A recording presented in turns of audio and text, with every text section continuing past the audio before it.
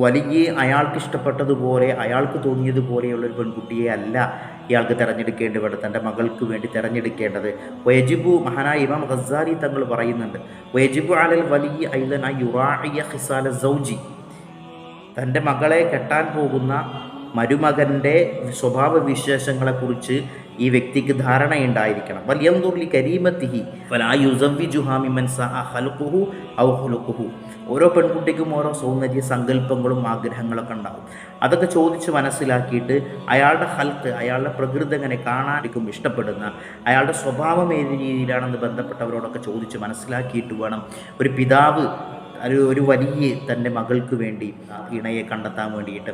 ഔ ദഅഫദീനുഹു, അവൻ്റെ ദീന് ബലഹീനമാണോ, ഔ ഖസുറ അനിൽ ഖിയാമി ബിഹഖിഹ, തൻ്റെ ഉത്തരവാദിത്തങ്ങളൊക്കെ നിറവേറ്റുന്നതിൽ വീഴ്ച വരുത്തുന്നവരാണോ, ഔ കാന ലാ യുകാഫിഉ ഫി നസബിഹ, അത് കുടുംബത്തിനോട്